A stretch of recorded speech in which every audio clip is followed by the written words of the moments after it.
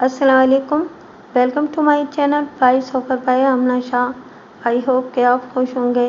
Listeners, आज मैं आपको इंस्पेक्टर महबूब आलम की एक और सनसनीखेज तफ्तीशी कहानी सोकने साला और स्टेनो सुना रही हूँ।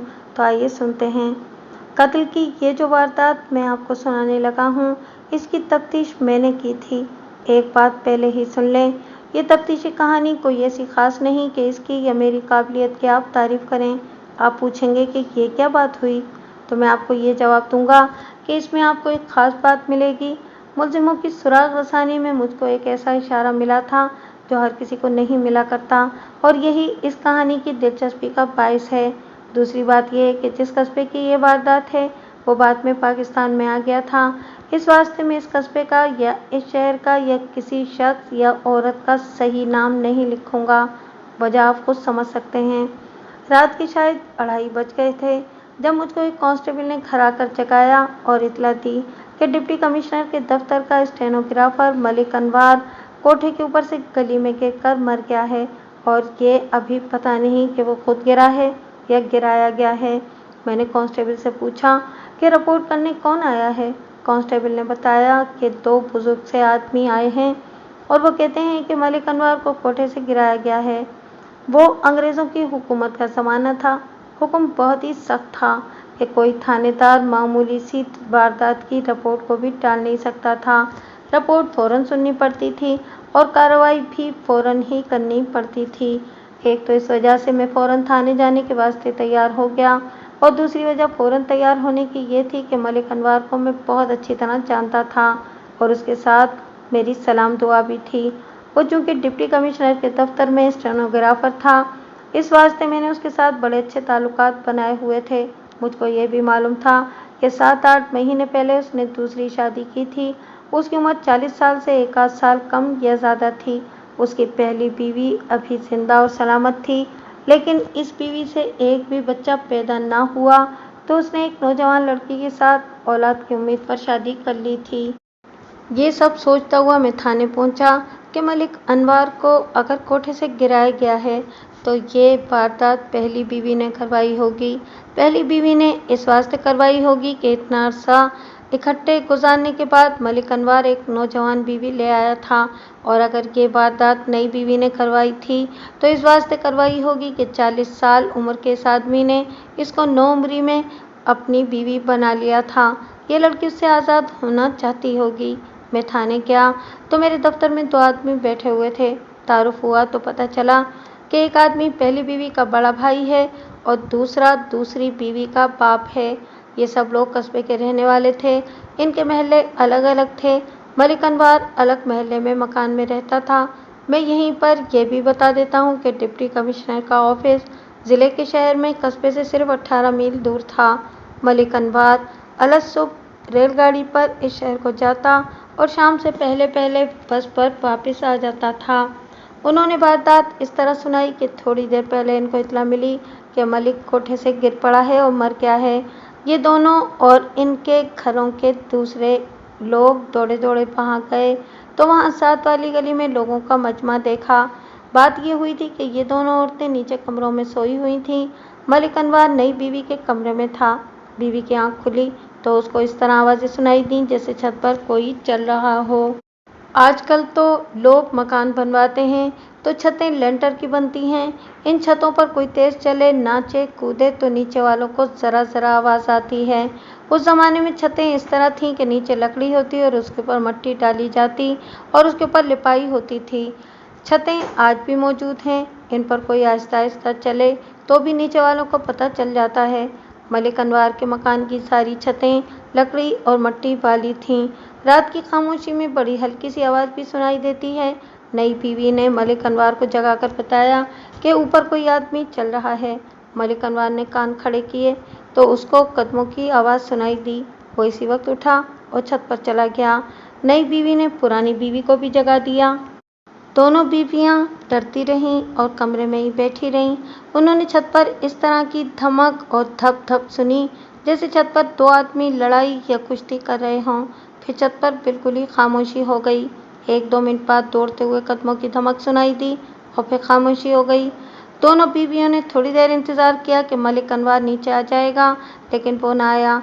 इन बीवियों ने ये हिम्मत की कि ऊपर चली गईं, लेकिन मलिक अनवर छत पर नहीं था। चांदनी इतनी साफ थी कि हर चीज़ ठीक ठीक नजर आती थी। दोनों बीवियों ने इधर उधर देखा, लेकिन इनको अपना खामिद नजर न आया। मकान के एक पहलू पर पक्की गली थी, उधर फसील भी थी। उन्होंने वैसी ही फसील के ऊपर से नीचे देखा तो इनको अपना खामिद गली में पड़ा हुआ नजर आया। दोनों ने शोर शराबा किया तो मोहल्ले के लोग पहुंच गए। उन्होंने पीछे जाकर देखा तो ये खबर सुनाई कि मलिक अनवर मर गया है। दोनों बीवियों ने अपने अपने घरों को इतला भिजवाई तो वो सब लोग आ गए। ये दोनों अशखास जो रिपोर्ट करने आए थे, मलिक अनवर की लाश देखकर आए थे। इनको यकीन हो गया था कि मलिक अनवर मारा गया है। फिर ये दोनों मेरे पास आ गए। मैंने बड़ी जल्दी जल्दी जुमला कागजी कार्रवाई मुकम्मल की और एक हेड कांस्टेबल व मैं 2 कांस्टेबल साथ लेकर चल पड़ा। मुतालिका घर दूर नहीं था। मैं 10 मिनट में वहां पहुंच गया और सबसे पहले गली में जाकर लाश को देखा। हमारे पास बड़े साइज की 2 टार्चें थीं। लाश टेढ़ी मेढ़ी सी पड़ी हुई थी। मैंने इसको सीधा किया तो सबसे पहले मेरी निगाह उसके चेहरे पर गई। माथे पर जहाँ से बाल शुरू होते हैं वहाँ से जिल्द फटी हुई थी। मैंने बाल हटाकर देखा तो बालों के नीचे भी जिल्द फटी हुई थी और मुझको ये भी शक हुआ कि खोपड़ी क्रैक हो गई होगी। ये जख्म 3 इंच या इससे 2 सूतर लंबा होगा। लाश का नजरी मुआयना किया तो दाएं हाथ की उल्टी तरफ खराश की तरह का एक जख्म था। ये भी इस तरह था कि जिल्द कट गई थी।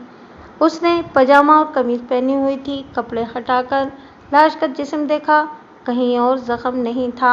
सबसे पहली चीज़ तो मैंने ये देखी कि सर के जख्म से और हाथ के जख्म से भी खून का एक कतरा भी नहीं निकला था और दोनों जख्मों में ज़रा ज़रा सी नमी थी। थानेदार या पुलिस का कोई दूसरा कांस्टेबल ही क्यों ना हो और वो दिमाग का कमज़ोर भी क्यों ना हो, वो फ़ौरन समझ जाता है कि इस शख्स को पहले किस तरह कत्ल किया गया है और लाश ऊपर से नीचे फेंकी गई है। इंसान मर जाता है तो उसका खून नहीं निकलता। मैंने ऊपर देखा, छत खासी ऊंची थी और फिर मुंडेर पर फसील भी खड़ी थी जो अच्छे कद के आदमी की छाती से ज़रा ऊपर तक जाती थी। वहाँ से जिंदा आदमी को फेंका जाता तो भी वो मर जाता, लेकिन इसके जख्मों से खून बहता और ये खून ज़मीन पर चल पड़ता। वहाँ तो खून का एक कतरा भी नहीं था। लाश की बरामदगी के बारे में कागजात तहरीर करके ज़रूरी गवाहों के दस्तखत करवाए और लाश को हेड कांस्टेबल के सुपुर्द करके कहा कि पोस्टमार्टम के वास्ते अस्पताल ले जाए। इस कस्बे में एक सरकारी अस्पताल था जहां लाशों का पोस्टमार्टम भी हुआ करता था। इसके बाद मैंने कांस्टेबल को दौड़ाया कि वो खोजी को जगा कर ले आए। उस जमाने में खोजी का तफ्तीश में शामिल होना लाजमी समझा जाता था और इससे मुलजिमों का सुराग लगाने में बड़ी कारआमद मदद मिला करती थी। अब तो खोजी का नामो निशान ही नहीं रहा और पुलिस खोजियों की ज़रूरत भी नहीं समझती। बात असल में ये है कि अब जुराइम के हालात बिल्कुल ही बदल गए हैं। उस ज़माने में हालात कुछ और थे, जिनकी बुनियाद ये थी कि कानून की हिफाजत करनी है और कानून का एहतराम करना है और वारदात की सूरत में कानून के तमाम तकाज़े पूरे करने हैं। उस वक्त मुकमुका का कोई रिवाज नहीं था, न कोई थानेदार ऐसी जुर्रत करता था। छोटी छोटी वारदातों में या 2 पार्टियों के लड़ाई झगड़े में बाज़ थानेदार कुछ नजराना वसूल करके राजीनामा करा दिया करते थे, लेकिन कत्ल और डकैती और अगवा वगैरह जैसी संगीन वारदातों की तफ्तीश में किसी थानेदार के वास्ते हेरा फेरी की कोई गुंजाइश नहीं होती थी और अंग्रेज़ अफसरों का डंडा हर वक्त सर पर मौजूद रहता था। अगर मरने वाला डिप्टी कमिश्नर के दफ्तर का स्टेनोग्राफर न होता और इसकी जगह कोई गरीब मजदूर और भिखारी होता तो भी मैं इसी तरह दौड़ता पहुंचता और पूरी दयानतदारी से तफ्तीश करता। मलिक अनवर के कत्ल की तफ्तीश में मुझको और ज़्यादा चौकन्ना और तेज़ इस वजह से होना था कि डिप्टी कमिश्नर पुलिस के वास्ते मौत का फरिश्ता हुआ करता था। एक तो डिप्टी कमिश्नर और वो भी अंग्रेज़, उससे तो हम पुलिस वाले खौफ खाया करते थे। मैं मकान के अंदर चला गया। मैंने जब लाश को देखा था और ये यकीन हो गया था कि इसको जान से मारकर ऊपर से फेंका गया है, तो मैंने लाश की गर्दन को बहुत अच्छी तरह देखा था। वो इस वास्ते देखा था कि उसका गला घोटा गया होगा। गर्दन पर और शेरक पर कोई ऐसा निशान नहीं था। गला रस्सी से, कपड़े से या हाथों से घोटा जाए और आदमी मर जाए तो उसकी गर्दन पर जमे हुए खून का निशान और घोंटने के निशानात साफ रह जाते हैं। मैं उस कमरे में गया। जहां मलिक अनवर और उसकी नई बीवी सोए हुए थे। उस वक्त बावड़ा नहीं हुआ करता था। कस्बे में छोटा सा बिजली घर लग गया था और लोगों ने घरों में बिजली लगवा ली थी। मलिक अनवर के घर में भी बिजली का कनेक्शन था। उसके कमरे की बत्ती चल रही थी। मैंने कमरे में 2 पलंग साथ मिले हुए देखे। दोनों पलंगों पर कंबल पड़े हुए थे। मौसम ऐसा था कि लोग कमरों में खेस या कंबल ओढ़कर सोते थे। दोनों पलंगों पर तकिया सही जगह पर रखा हुआ था और कुर्सियों पर रखने वाली एक गद्दी दोनों पलंगों के दरमियान पड़ी हुई थी। मैंने इस गद्दी की तरफ कोई ज़्यादा तवज्जो न दी। मुझको इसमें कोई दिलचस्पी नहीं थी कि पलंगों पर क्या पड़ा हुआ है। मलिक अनवर की नई बीवी ने पलंगों से ये गद्दी उठाकर साथ पड़ी हुई कुर्सी पर रख दी। मैंने ये देखा कि मलिक अनवर के पलंग के साथ स्लीपर पड़े हुए थे। उस जमाने में लोग घरों में स्लीपर पहना करते थे। ये चमड़े के बड़े अच्छे स्लीपर थे। ये तो स्लीपर देखकर मुझको ख्याल आया कि मलिक अनवर की लाश के पाँव नंगे थे, यानी उसने कोई स्लीपर या कोई जूती नहीं पहनी हुई थी। मुझको ख्याल आया कि मलिक अनवर जल्दी में ऊपर चला गया और नंगे पाँव ही दौड़ा गया। फिर मैंने देखा कि इसी कमरे में दीवार के साथ एक छोटी मेज़ पर लकड़ी का बड़ा खूबसूरत और लंबूतरा बॉक्स रखा था, जिसको मैंने फौरन पहचान लिया कि इस बॉक्स में बंदूक रखी जाती है। मैंने बॉक्स खोला तो इसमें 2 नाली बंदूक रखी हुई थी। बॉक्स के ऊपर दीवार के साथ बंदूक के कारतूसों की पेटी लटक रही थी। मैं अभी किसी से कुछ भी नहीं पूछ रहा था, सिवाय इसके कि नई बीवी से दरियाफ्त किया कि वो और मलिक अनवर किस कमरे में सोए हुए थे, और नई बीवी ने मुझको ये कमरा दिखाया और कहा था कि वो इन पलंगों पर सोए हुए थे। पुरानी बीवी से पूछा कि वो कौन से कमरे में थी। उसने बताया कि सहन के पीछे इस कमरे के बिलमुकाबिल उसका कमरा है, यानी दरमियान में सहन था। एक कुशादा और बड़ी अच्छी हवेली थी, जिसके 3 तरफ कमरे और इनके आगे बरामदे थे। ये भी बता दूं कि मलिक अनवर खुशहाल आदमी था। उसका ज़रिया आमदनी सिर्फ मुलाजमत नहीं थी, बल्कि उसकी कुछ ज़मीन भी थी, और उसके बाप या दादा के 2 मुरब्बे ज़मीन नहरी इलाके में भी थे। ये इलाका जहाँ की मैं बात सुना रहा हूँ बारानी इलाका था। मलिक अनवर माली लिहाज से भी और सोशल हैसियत से भी अपर क्लास का आदमी था। यही वजह थी कि उसको 40 साल की उम्र में एक बीवी के होते हुए 21-22 साल की नौजवान लड़की मिल गई थी। उसकी पहली बीवी की उम्र 35-36 साल थी। मैं इस हवेली का कितने ही अच्छे और वाज़ेह अल्फाज में नक्शा क्यों न बयान करूं, फिर भी कुछ हजरात अच्छी तरह नहीं समझ सकेंगे। इतना जहन में रख लें, इस हवेली में एक तरफ सीढ़ियाँ थीं जो ऊपर छत पर जाती थीं। नीचे सीढ़ियों का दरवाज़ा था जो रात को बंद कर दिया जाता था। मैंने सहन में आकर चारों तरफ देखा तो मुझको एक दीवार के साथ बांसों वाली सीढ़ी रखी हुई नजर आई। वो मुंडेर पर से तकरीबन 1 गज नीचे तक रहती थी। मैंने पुरानी बीवी से पूछा कि ये सीढ़ी क्या हर रोज़ यहीं रहती है। उसने बताया कि ये 2 दिनों से यहाँ रखी हुई है। कोई मांग कर ले गया था और वो वापस लाया तो यहीं रखवा दी। वैसे ये डेवड़ी में रखी जाती है। मैं पक्की सीढ़ियों से छत पर चला गया। मलिक अनवर की दोनों बीवियों को साथ रखा, किसी और को ऊपर न आने दिया, क्योंकि छत पर खुरे देखने थे। ऊपर जाकर देखा कि जिस छत पर वो आदमी चलता सुनाई दिया था, उसके एक तरफ एक कमरा था जो मुकफ्फल था। इस कमरे के साथ की जगह खाली थी। मैं ये देख रहा था कि ऊपर जिस आदमी के कदमों की हल्की हल्की आहट सुनाई दी थी, वो किधर से ऊपर आया था। मकान के पहलू पर वो पक्की गली थी जिसमें मलिक अनवर को घिराया गया था। दूसरे पहलू पर एक और मकान था जिसकी छतें इस मकान की छतों के साथ मिली हुई थीं और दरमियान में ऊंची फसील थी। मेरे पूछने पर दोनों बीवियों ने बताया कि साथ वाले मकान में एक स्कूल मास्टर रहता है। मेरा दूसरा सवाल ये था कि उसकी औलाद क्या है। मुझको बताया गया कि मास्टर अधेड़ उम्र है और इसकी 2 बेटियां हैं और 2 बेटे छोटे हैं। मैंने दरअसल ये दरियाफ्त करना था कि मास्टर का कोई बेटा जवान होगा और वो किसी बुरी नीयत से इधर आया होगा, लेकिन इस मकान में कोई जवान बेटा नहीं था। इस मकान से परे ऐसी एक और गली थी जैसी मलिक अनवर के घर के पहलू पर थी और जिसमें वो गिरा था। मास्टर के मकान के पीछे जगह खाली थी। मैंने उधर जाकर देखा, कुछ मलबा सा पड़ा हुआ था, लेकिन इतना ऊंचा नहीं था कि कोई उधर से चढ़कर इधर आ गया हो। मुख्तसर बात यह कि इस मकान पर किसी तरफ से भी चढ़ने की सहूलत मैसर नहीं थी।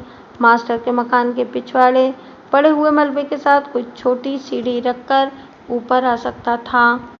मैं उस छत पर अकेला गया जिस छत पर उस आदमी के कदमों की आहट सुनाई दी थी। टार्च की रोशनी में खुरे देखने की कोशिश की, लेकिन कुछ समझ में नहीं आई। खुरे धूप में ज़्यादा अच्छी तरह देखे जा सकते हैं। छत पर लिपाई की हुई थी, लेकिन लिपाई पुरानी थी। ताज़ा लिपाई पर खुरे नज़र नहीं आ सकते थे, क्योंकि ये पक्की होती है।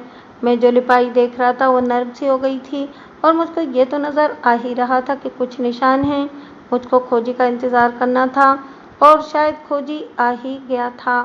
फजर की अजान हो चुकी थी और मैंने सुबह की रोशनी का और फिर धूप का इंतज़ार करना था। मैं वैसे ही छत के किनारे किनारे टहलता रहा, दरमियान में जाने से इसलिए परहेज कर रहा था कि मेरे पाँव के नीचे खुरे मस्क न हो जाएं। दरअसल मैं कुछ सोच रहा था। सोच ये थी कि अगर कोई आदमी ऊपर आया था तो उसके आने का मकसद क्या था? क्या वो नीचे जाना चाहता था? क्या उसका इरादा चोरी का था? फिर ये सवाल भी उठा कि वो अगर स्कूल मास्टर के पिछवाड़े से चढ़कर आया था तो वो सीढ़ियों के करीब से गुजरकर इस छत पर क्यों चला गया? फिर ये सोच आई कि चांदनी बड़ी साफ थी, उसने ऊपर से सैन में ज़रूर देखा होगा। क्या इसको एक दीवार के साथ लगी हुई सीढ़ी नज़र नहीं आई थी? उसको अगर मालूम था कि सीढ़ियों का दरवाज़ा दूसरी तरफ से बंद है तो वो बांस की सीढ़ी से नीचे आ सकता था। वो क्यों नहीं आया? एक और बात ज़हन में रख लें, उस ज़माने में जुर्म पेशा लोग पेशे के तौर पर जुर्म किया करते थे। अगर कोई जेब तराश था तो वो सिर्फ जेब तराशी ही किया करता था। चोर सिर्फ चोरी करता था। नकब लगाने वाले सिर्फ नकब ही लगाया करते थे। ऐसे ही डाकू थे और राजन थे, और हर एक का अपना अपना एक तरीक़ा कार था। आजकल तो ये हाल है कि पहले मुकम्मल कर लिया जाता है और इसके बाद वारदात की जाती है। दिन दहाड़े घर में घुसकर घर लूट लिया जाता है। कोई हल्ला बोले तो उसको गोली मार दी जाती है। आजकल कोई भी आदमी जुर्म पेशा न होने के बावजूद जुर्म कर सकता है। अगर आप किसी आला अफसर के बेटे हैं और फिर इलाका थानेदार के साथ आपका राब्ता है तो आप जैसी भी वारदात करना चाहें कर सकते हैं। जुर्म पेशा की लाश तो ख़त्म हो ही गई है। मैं जिस वक्त की बात कर रहा हूँ और जिस वारदात का किस्सा सुना रहा हूँ, ये किसी जुर्म पेशा आदमी की नहीं लगती थी। अगर चोरी डकैती करनी थी तो नकब लगाई जाती या डाकुओं की पूरी पार्टी होती और वो अपने तरीके से वारदात करते। इस तरह छत पर टहलते सुनाई न देते। फिर मेरे जहन में यह हकीकत अटकी हुई थी कि मलिक अनवर को पहले कत्ल किया गया और फिर नीचे फेंका गया। यहाँ ये सोच आई कि इसको कत्ल कर दिया गया था और सीढ़ियों का दरवाज़ा भी खुल गया। फिर मुलजिम नीचे क्यों नहीं आया? क्या इसको मालूम था या नहीं कि घर में अब सिर्फ 2 औरतें मौजूद हैं? वो आसानी से वारदात कर सकता था।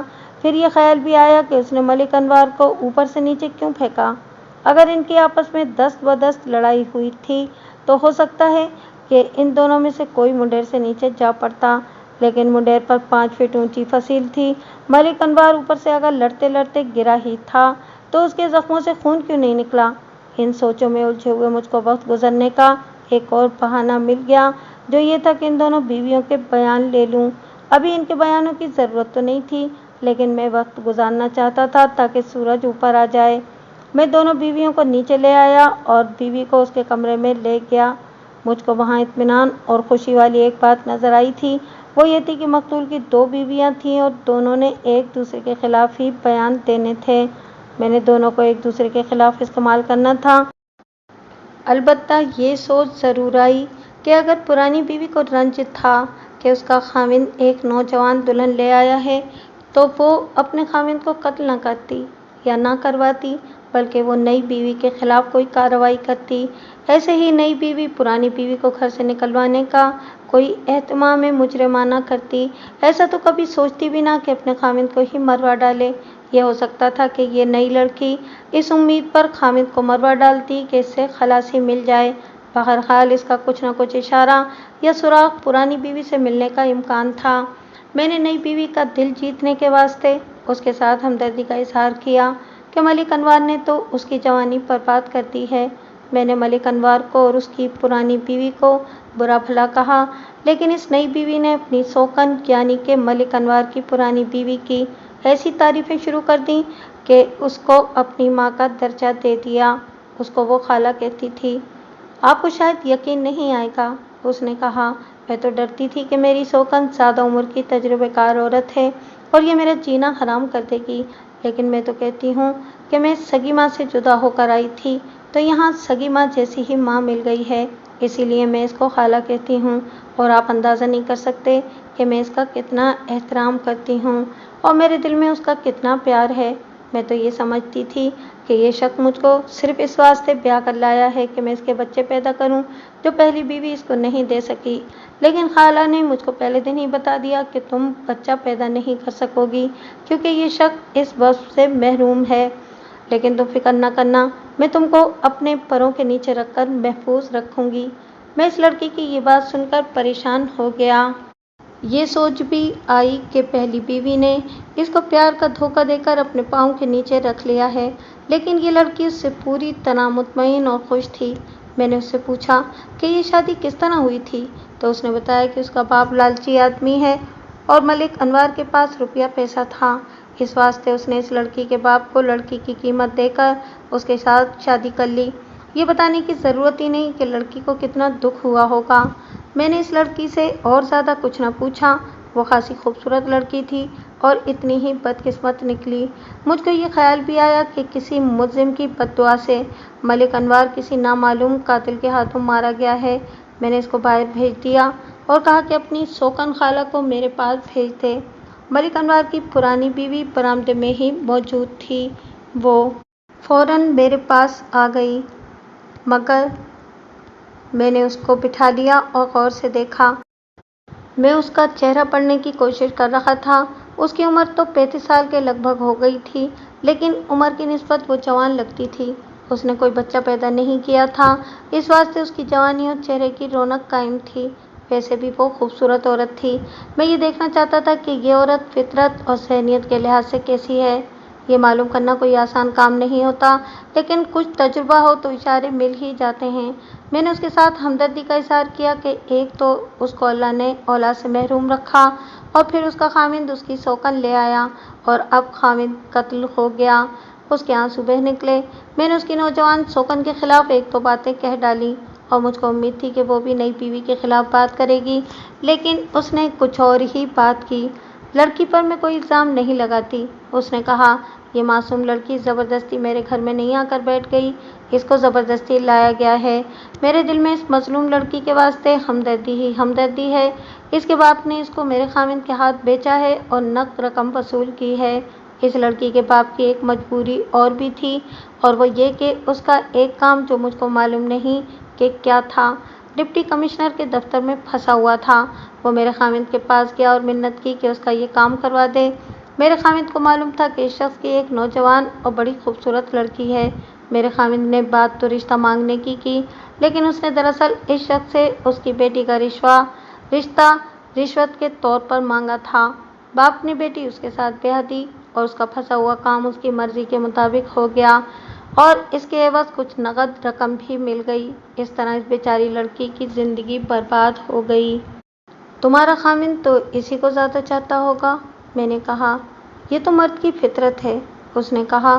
ملک صاحب اس کے ساتھ زیادہ رہتے تھے مقتول، لیکن مجھ کو انہوں نے ایسی شکایت نہیں ہونے دی کہ مجھ کو بالکل ہی الگ کر کے پھینک دیا ہو۔ میرے ساتھ ملک صاحب نے دلی محبت کی ہے اور یہ محبت قائم رہی ہے۔ یہ اسی محبت کا اثر تھا کہ انہوں نے 15 سال میرے ساتھ گزارے۔ اولاد نہ ہوئی تو بھی انہوں نے دوسری شادی کی بات نہ کی۔ اولاد کے واسطے وہ پریشان رہنے لگے تھے، کہتے تھے کہ میں ماں باپ کا اکلوتا بیٹا تھا اور میرا کوئی بیٹا نہ ہوا تو اتنی جائیداد کا وارث کون بنے گا۔ میں پہلی بیوی کے اس بیان کو زیادہ طول نہیں دوں گا، اس واسطے کہ اس کا اس واردات کے ساتھ کوئی تعلق نظر نہیں آتا تھا۔ مختصراً یہ بتا دیتا ہوں کہ مقتول ملک انوار کو اپنی بیوی کے ساتھ دلی محبت تھی۔ اولاد کی امید نہ رہی تو بھی مقتول نے دوسری شادی کی بات نہ کی، لیکن اس کا رویہ عام مردوں جیسا رہا۔ وہ اس طرح کہ کہتا تھا کہ نقص بیوی میں ہے، اس میں نہیں۔ وہ اپنا ڈاکٹری معائنہ یا ٹیسٹ نہیں کرواتا تھا۔ اس کی بیوی نے بتایا کہ اس کو پتہ لگ گیا تھا کہ خاوند نے 2-3 ڈاکٹروں سے ٹیسٹ کروائے تھے، پھر بھی وہ چوری چھپے دوائیاں کھاتا رہتا تھا۔ یہ بات پرانی بیوی کے بھائیوں کو معلوم ہو گئی تھی، لیکن مقتول یہی کہتا تھا کہ بیوی میں نقص ہے۔ اولاد کے واسطے اس نے بہت جتن کیے اور بہت دور دور کے مزاروں اور زیارتوں پر گیا اور عاملوں وغیرہ کے پاس بھی پیسہ برباد کیا، لیکن اس نعمت سے اللہ نے اس کو محروم رکھا تھا۔ وہ نعمت اس کو کوئی بندہ نہیں دے سکتا تھا۔ 2-3 साल पहले की बात है कि मकतूल मलिक अनवर ने अपनी बीवी को ये कहना शुरू कर दिया था कि वो औलाद की खातिर दूसरी शादी करना चाहता है। वो बीवी से इजाज़त मांगता था, हालांकि उस वक्त बीवी की इजाज़त की ज़रूरत वाला कानून नहीं बना था। अंग्रेज़ों का अपना कानून था जिसमें खाविंद के वास्ते कोई पाबंदी नहीं थी। पहली बीवी की इजाज़त के बगैर खाविंद दूसरी शादी कर लेते थे, लेकिन यहाँ प्यार और मोहब्बत का मामला था। बीवी ने जब देखा कि मकतूल प्यार और मोहब्बत के वास्ते दे रहा है तो उसने उसको इजाज़त दे दी। दरअसल मकतूल ने इस लड़की के रिश्ते की बात पक्की की हुई थी, जिसका पता पहली बीवी को बाद में लगा। जो ही पहली बीवी ने दूसरी शादी की इजाज़त दे दी तो मलिक अनवर ने फ़ौरन ही शादी कर ली।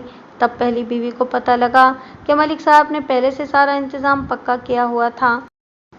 नई बीवी घर आ गई तो पुरानी बीवी ने उसको अलग बिठाकर कहा कि अपने आप को इस घर की मलका ना समझ लेना, फिर तुमको यहाँ कोई शिकायत नहीं होगी। मैं आपको सच्ची बात बताती हूँ, पुरानी बीवी ने मुझको बयान देते हुए कहा। मैंने इस लड़की को गले लगा लिया। मैं औरत हूँ और औरत के दिल की बात को कोई औरत ही ठीक तरह समझ सकती है। इस बेचारी लड़की ने मालूम नहीं अपने मुस्तकबिल के कैसे कैसे ख्वाब देखे थे, लेकिन इसको अपनी उम्र से दुगनी उम्र के आदमी के साथ ब्याह दिया गया, और आदमी भी ऐसा था जिसकी पहले बीवी मौजूद थी और घर पर हुक्मरानी इसी बीवी की थी। ये लड़की बेचारी तो दिन रात रोती थी और मैं इसको बहलाती थी।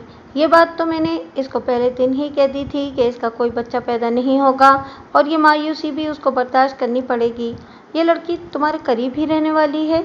मैंने कहा, तुम्हें मालूम होगा कि इस लड़की का कहीं रिश्ता किया हुआ होगा या ये लड़की किसी को चाहती होगी, और हो सकता है कि किसी से इसकी मेल मुलाकात भी होती हो। बिल्कुल नहीं, पहली बीवी ने कहा, ये बड़ी शरीफ लड़की है, इसका रिश्ता कहीं भी तय नहीं हुआ था, और दूसरी बात ये कि इसकी अपनी कोई पसंद होगी, ये मैं जानती हूँ कि ऐसी कोई बात नहीं। बड़ी पाक साफ और अच्छे चाल चलन वाली लड़की है, इस पर ऐसा कोई शक न करें। मैं इस औरत की ये बातें सुनकर परेशान तो हुआ, लेकिन हैरान भी बहुत हुआ। उसकी वजह यह थी कि एक शौकन अपनी शौकन की तारीफ और हिमायत कर रही थी। आमतौर पर पहली बीवियाँ दूसरी बीवियों को अपना दुश्मन समझती हैं, और ऐसी वारदातें भी मेरे पास आईं कि पहली बीवी ने नई बीवी को जहर दे दिया, लेकिन यहाँ तो मामला ही उलट था। मेरी एक बात सुन लो, मैंने कहा। ऊपर छत पर जो कोई भी आया था वो चोरी डाके की नीयत से नहीं आया था। उसने तुम्हारे खामिन को कत्ल करना था और करके चला गया। ये तुम ही बता सकती हो कि उसका दुश्मन कौन था। मलिक साहब का दुश्मन कोई नहीं था, उसने जवाब दिया। आप किसी से पूछ रहे हैं, वो मलिक साहब के इखलाक की तारीफ ही करेगा। लोगों के काम जो इनके दफ्तर में फंसे रहते थे, मलिक साहब पूरी दिलचस्पी से खुद करा दिया करते थे, और उन्होंने रिश्वत का कभी एक पैसा कबूल नहीं किया था। एक नौजवान लड़की के साथ शादी कर लेने से मलिक साहब के खिलाफ कुछ बातें हुई थीं, लेकिन मलिक साहब की सिर्फ ये ज़रूरत थी कि ज़्यादा नहीं, अल्लाह बस एक बेटा दे दे। उन्होंने दूसरी शादी अय्याशी की खातिर नहीं की थी। सूरज ऊपर आ गया था और खोजी को आए हुए बहुत देर हो गई थी। मैंने खोजी को साथ लिया और छत पर चला गया। सबसे पहले वो छत देखी जिस पर कोई चल रहा था, और उसकी हल्की हल्की आहट नीचे सुनाई दी थी। नई बीवी ने यह भी बताया था कि छत पर लड़ाई की आवाज़ें भी आई थीं। मैंने और खोजी ने छत के एक कोने से लेकर दूसरे कोने तक देखा। दूसरे कोने तक जाने का मतलब ये था कि वहाँ से मकतूल को नीचे फेंका गया था। सबसे पहली बात ये नोट कर लें कि वहाँ लड़ाई का और गुत्थम गुत्था होने का कोई निशान नहीं था। ज़रा तसव्वुर में लाएं कि दो आदमी गुत्थम गुत्था हो रहे हैं और वो ज़िंदगी और मौत की लड़ाई लड़ रहे हैं। इनके पाँव के नीचे की ज़मीन चकाजात से उखड़नी चाहिए। छत पर लिपाई थी जो पुरानी हो गई थी। वहाँ ऐसा कोई निशान नजर न आया। जहाँ से मकतूल नीचे फेंका गया था वहाँ पर नाला था। वहाँ तो लिपाई और भी ज़्यादा कमज़ोर थी। वहाँ खुरे थे, लेकिन आपस में गडमड हो गए थे। खोजी ने ये राय दी कि 2 या 3 या हो सकता है कि 4 आदमी हों जो इकट्ठे चलते हुए सीढ़ियों की तरफ से पर नाले तक गए और फिर वहाँ से वापस आ गए। उसने मुझको एक एक निशान दिखाया। इतनी सी खुरा शनासी तो मैं भी जानता था। ये बिल्कुल वाज़ेह हो गया कि छत पर किसी की लड़ाई नहीं हुई थी। वहाँ से हम दूसरी छतों पर गए। कहीं कोई ऐसा निशान न मिला कि मुलजिम फलां तरफ से आया और वहाँ तक, यानी कि वारदात वाली छत तक गया।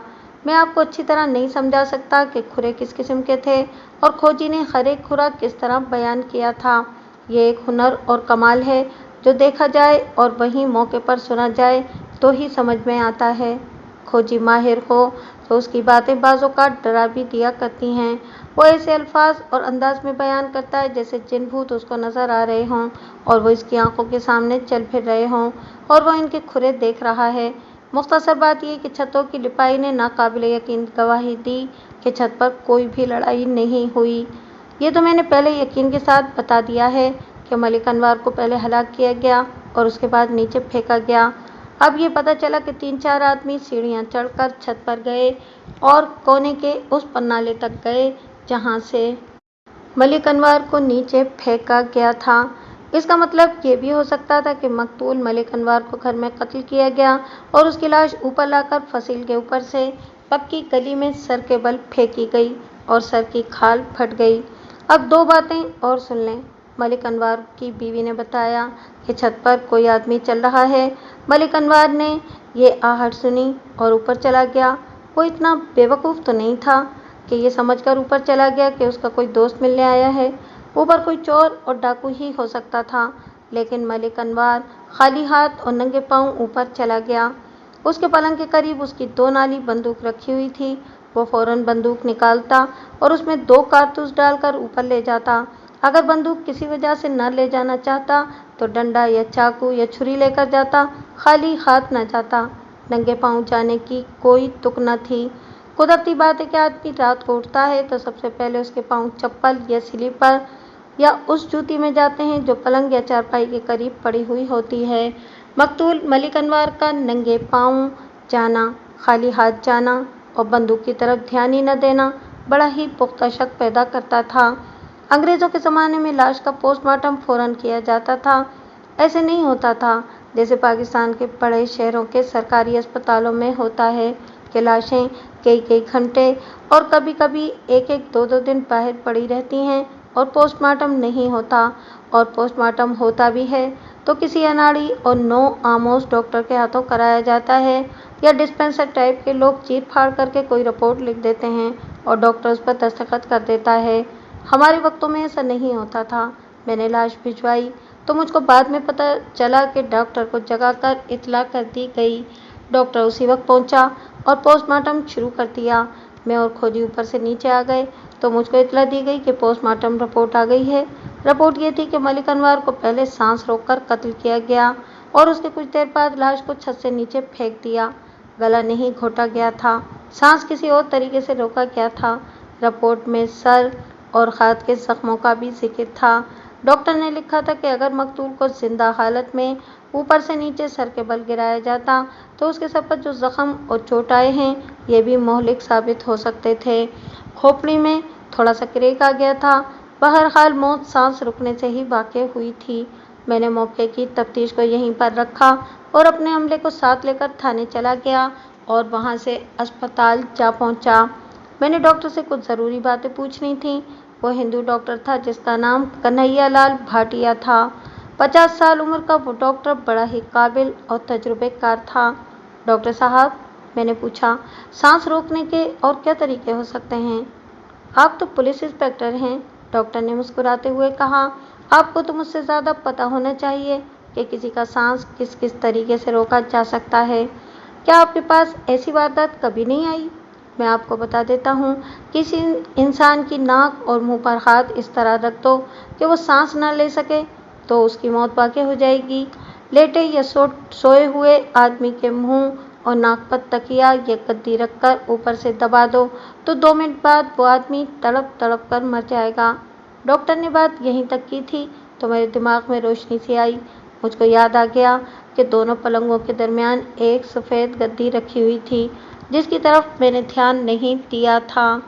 ये गद्दी मकतूल की नई बीवी ने उठाकर कुर्सी पर रख दी थी। अब मुझको ये सोच आई कि उसका खामिद कत्ल हो गया था और घर में पुलिस आई हुई थी, लेकिन इस लड़की को ये ज़रूरी मालूम हुआ कि पलंगों से ये गद्दी उठाकर कुर्सी पर रख दे। मैं डॉक्टर से इजाज़त लेकर उठा और तकरीबन दौड़ता हुआ थाने पहुंचा और एक हेड कांस्टेबल और एक कांस्टेबल को साथ लेकर मलिक अनवर के घर जा पहुंचा। उस वक्त तक लाश घर में आ चुकी थी और औरतें इकट्ठी हो चुकी थीं। मलिक अनवर की मैयत पर रोने वाली ये 2 बीवियां ही थीं। उसका अपना कोई जिंदा नहीं था। माँ बाप मर चुके थे और वो उनका अकलौता बेटा था। बाहर गली में आदमियों का एक हुजूम जमा हो रहा था। उनके बैठने के लिए दरियां बिछा दी गई थीं। मुझको देखकर सब उठ खड़े हुए। मैंने 2 आदमियों को साथ लिया और मकतूल की बड़ी बीवी के बड़े भाई को भी साथ ले लिया। मैं इनको अंदर ले गया, मकतूल की नई बीवी को बुलवाया और इन सबको उस कमरे में ले गया जहां मकतूल और नई बीवी सोए हुए थे। मेरी एक बात का जवाब दो, मैंने नई बीवी से पूछा और कुर्सी पर रखी हुई गद्दी की तरफ इशारा किया। तुमने ये गद्दी पलंगों से उठाकर कुर्सी पर रखी थी? वो कुछ देर तो चुप रही और मैं इसको देखता रहा। आखिर अपना सवाल दोहराया और उसको कहा कि परेशान होने वाली कोई बात नहीं, हम पुलिस वाले ज़रा सी बातों पर तवज्जो दिया करते हैं। हाँ जी, उसने कहा। मैंने ये गद्दी इन पलंगों से उठाकर कुर्सी पर रखी थी। मैं अपने साथ जो आदमी लाया था उनको बताया कि गद्दी बरामद करनी है। इस वास्ते के कानून और ज़ाब्ते ने जो सही तरीका बताया है, मैं वो तरीका इख्तियार करूँगा। मैंने वो गद्दी उठाई और अपने साथ लाए हुए हेड कांस्टेबल के हवाले कर दी। फिर मैंने नई बीवी का छोटा सा बयान लिखवाया और फिर इस पर इन 2 आदमियों के दस्तखत करवाए जो साथ आए थे। उन्होंने ये तस्दीक की कि मकतूल की छोटी बीवी ने जो गद्दी पलंगों से उठाकर कुर्सी पर रखी थी वो इसने थानेदार साहब के हवाले कर दी है और ये बयान उनकी मौजूदगी में दिया है। मैंने इस बयान पर इस लड़की के दस्तखत भी करवा लिए थे। मैंने इन सब लोगों को फारिग कर दिया और कमरे से निकलते वक्त गद्दी हेड कांस्टेबल से लेकर दोनों तरफों से देखी। एक तरफ कुछ ऐसा मवाद लगा हुआ था जैसे कपड़े पर दूध गिर जाए तो निशान रह जाता है और ये निशान ज़रा अकड़ा हुआ होता है। ये निशान पूरी तरह खुश्क नहीं हुआ था लेकिन इतना गीला भी नहीं था। मुझको ख्याल आया कि ये गद्दी मकतूल के मुंह पर रखी गई होगी और उसकी नाक से या उसके मुंह से ये थोड़ा सा मवाद निकला होगा। मैं इन आदमियों के साथ बरामदे से निकल रहा था तो पीछे से मुझको किसी ने पकड़ा। पीछे देखा तो मकतूल मलिक अनवर की छोटी बीवी थी। उसने सर के इशारे से मुझको रुकने के वास्ते कहा। मैं पीछे हटकर उसके करीब चला गया। आप ये गद्दी न ले जाएं, उसने कहा। ये धुली हुई नहीं, मैं आपको ऐसी ही एक और गद्दी दे देती हूँ। मुझको लड़की की इस बात पर हंसी भी आई और रहम भी आया। मुझको इशारे मिलना शुरू हो गए कि मलिक अनवर छत के नीचे हलाक किया गया था और छत के ऊपर ले जाकर गली में फेंक दिया गया। लेकिन इस ख्याल को हकीकत में बदलने के वास्ते मुझको मजबूत शहादत और सबूत की ज़रूरत थी। मैंने नई बीवी को कुछ न कहा, उसके चेहरे को गौर से देखा। उसके चेहरे पर बड़ी साफ तब्दीली आ गई थी। इतना अच्छा चेहरे का रंग लाश की तरह पीला और सफ़ेद हो गया था। मैं उसको इसी हालत में छोड़कर बाहर निकल आया। मैंने गद्दी उठाई और वहाँ से चला। फिर अस्पताल जाकर डॉक्टर से मिला, इसको गद्दी दिखाई और दाग भी दिखाया। डॉक्टर ने गद्दी हाथ में लेकर वो दाग सूंघा और गद्दी मेज़ पर रखकर ज़रा सा मुस्कुराया। मैं आपको ये बात भी बताना चाहता था, डॉक्टर ने कहा। आप शायद जल्दी में थे, इस वास्ते पूरी बात सुने बगैर चले गए। अगर मकतूल का सांस रोकने के वास्ते ये गद्दी इस्तेमाल की गई थी तो ये दाग उसके नाक या मुंह से निकलने वाले मवाद का है। ऐसा मवाद हर मकतूल के मुंह या नाक से नहीं निकला करता, ये किसी किसी केस में होता है। गद्दी ज़रा ढीली पड़ जाए तो मुंह या नाक से थोड़ा सा मवाद निकलकर गद्दी के साथ लग जाता है। ये दाग जो इस गद्दी पर है इंसानी मुंह या नाक से निकलने वाले मवाद का है। इस मौजू पर डॉक्टर के साथ कुछ और भी बातें हुई और उसने मुझको बड़े काम की बातें बताईं। अब तो कोई शक ही नहीं रह गया था कि ये वारदात किस तरह हुई है। लेकिन मेरा काम यहीं पर ख़त्म नहीं हो गया था, बल्कि यहाँ से तो शुरू हुआ था। अब मेरे दिमाग और तजुर्बे पर मुनहसर था कि मैं असल कातिल तक किस तरह पहुँचता हूँ। मैं डॉक्टर का शुक्रिया अदा करके थाने चला गया। थाने जाकर मैं तन्हाई में बैठ गया और इस मसले पर गौर करने लगा। मैं इन दोनों बीवियों के इत्तेफाक और आपस में हमदर्दी पर हैरान हो रहा था। मुझको सोच ये आ रही थी कि ऐसा ना हो कि दोनों बीवियों ने आपस में इत्तेफाक कर लिया हो और उन्होंने मिलकर मलिक अनवर को कत्ल कर दिया या करवा दिया हो। मैं आपको दिलचस्पी के वास्ते ये बात ज़रा मुख्तसर सी सुनाता हूँ। आज तक की उम्र में मैंने सिर्फ एक खामिन देखा है जिसने एक बीवी की मौजूदगी में एक और शादी की थी, लेकिन औलाद की खातिर नहीं, बल्कि वो ज़रा अय्याश तबीयत का था। आप जानते हैं कि शौकन का मतलब होता है दुश्मन। एक खामिद की 2 बीवियाँ इकट्ठी रह ही नहीं सकती, एक दूसरे का खून पीने को तैयार रहती हैं। لیکن اس خاوند کی دونوں بیویوں نے آپس میں اتحاد کر کے خاوند کے خلاف محاذ بنا لیا۔ وہ لڑنے کی بجائے خاوند کا جینا حرام کیے رکھتی تھیں۔ خاوند نے دونوں کو الگ الگ مکانوں میں رکھا۔ نئی بیوی اس کو اچھی لگتی تھی، اس کے واسطے تحفے لاتا تھا۔ نئی بیوی تحفے قبول نہیں کرتی تھی، بلکہ خاوند سے یہ پوچھتی تھی کہ اس نے ایسا ہی تحفہ پہلی بیوی کو دیا ہے یا نہیں۔ اگر خاوند کہتا کہ اس نے پہلی بیوی کو تحفہ نہیں دیا تو نئی بیوی وہ تحفہ اس کے منہ پر مارتی اور کہتی کہ پہلے اس کو دو، اس کے بعد مجھے دینا۔ اس طرح یہ چکر دونوں بیویاں چلائے رکھتیں اور کبھی دونوں اکٹھی ہو کر خاوند کو ذلیل و خوار کرنے بیٹھ جاتی تھیں۔ خاوند کا یہ حال ہو گیا کہ دوستوں کے آگے جا کر روتا تھا اور پھر اس نے مجبور ہو کر نئی بیوی کو طلاق دے دی۔ یہ میں دوسرا کیس دیکھ رہا تھا جس میں دو شوکنوں نے آپس میں اتحاد کر لیا تھا، لیکن یہ کہنا بڑا مشکل تھا کہ ان دونوں نے یہ اتحاد دیانتداری سے کیا تھا یا خاوند سے خلاصی حاصل کرنے کے واسطے کیا تھا۔ اس کے واسطے مجھ کو شہادت اور ثبوت کی ضرورت تھی۔ میں ان دونوں بیویوں کو یہ اشارہ نہیں دینا چاہتا تھا کہ مجھ کو ان پر شبہ ہے۔ گدی وہاں سے لانے سے ان کو شبہ ہو گیا ہوگا، لیکن مجھ کو اس کا کوئی غم نہیں تھا۔ مجھ کو اپنے تجربے پر بھروسہ تھا۔ میں ان سوچوں میں ڈوبا ہوا تھا کہ میرا ایک بڑا ہی پیارا دوست چودھری اختر حسین آ گیا۔ وہ اسی قصبے کا رہنے والا تھا اور زمیندار خاندان کا شہزادہ قسم کا بیٹا تھا۔ اس کی عادتیں اتنی اچھی تھیں کہ ایک بار ملاقات ہوئی اور اس کے ساتھ بڑی گہری دوستی ہو گئی۔ اسے پڑھنے کا شوق تھا اور اس نے اس زمانے میں BA پاس کر لی تھی، لیکن زمینوں کی دیکھ بھال وغیرہ میں لگا رہتا تھا۔ وہ اس روز میرے پاس صرف اس کیس کی بابت سن کر آیا تھا۔ مجھ سے پوچھا کہ میں کس سراغ پر پہنچا ہوں کہ نہیں۔ میں نے اس کو راز کی ہر بات تو نہ بتائی، صرف ایک دو باتیں بتا دیں اور کہا کہ میں انشاءاللہ جلد ہی ملزموں تک پہنچ جاؤں گا۔ وہ ہنس دیا اور اس نے ایک بڑی دلچسپ بات بتائی۔ اس کو یہ پتہ پہلے ہی لگ گیا تھا کہ ملک انور کیوں چھت پر گیا تھا اور پھر اس کو کیوں پھینکا گیا تھا کہ ملک انور اوپر سے سر کے بل گلی میں گرا۔ اس کو یہ پتہ نہیں تھا کہ میں وہاں کیا کچھ دیکھ آیا ہوں اور مجھ کو کیا شبہ ہے۔ میں نے چودھری اختر حسین کو بالکل نہ بتایا کہ مجھے ملک انور کی بیویوں پر شبہ ہے۔ میرا یہ دوست انگریزی فلموں کا شوقین تھا۔ اس قصبے میں ابھی سینما ہال نہیں بنا تھا۔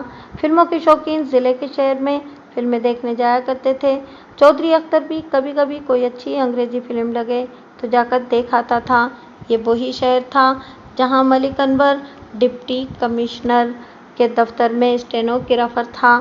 اس شہر میں چھاؤنی بھی تھی۔ چھاؤنی میں گوروں کی فوج بھی رہتی تھی، اس واسطے وہاں انگریزی فلمیں زیادہ چلتی تھیں۔ چودھری اختر نے مجھ کو بتایا کہ اس نے 15-20 روز پہلے شہر جا کر ایک انگریزی فلم دیکھی تھی جو جرم اور سراغ رسانی کی کہانی پر بنائی گئی تھی۔ اس نے اس انگریزی فلم کا نام بھی بتایا تھا جو میں آج بالکل ہی بھول گیا ہوں۔ چودھری اختر نے مجھ کو اس فلم کی کہانی سنائی۔ یہ کہانی یونان کے کسی چھوٹے سے قصبے کی تھی۔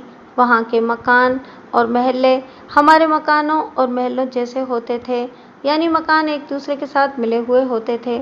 کہانی یہ تھی کہ ایک نوجوان لڑکی ایک لڑکے کے ساتھ محبت کرتی تھی اور اسی کے ساتھ شادی کرنا چاہتی تھی، لیکن باپ اس کو اجازت نہیں دیتا تھا اور لڑکی کی شادی کہیں اور کرنا چاہتا تھا۔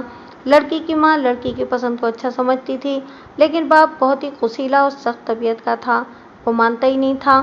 لڑکی اس لڑکے سے ملتی جلتی رہتی تھی۔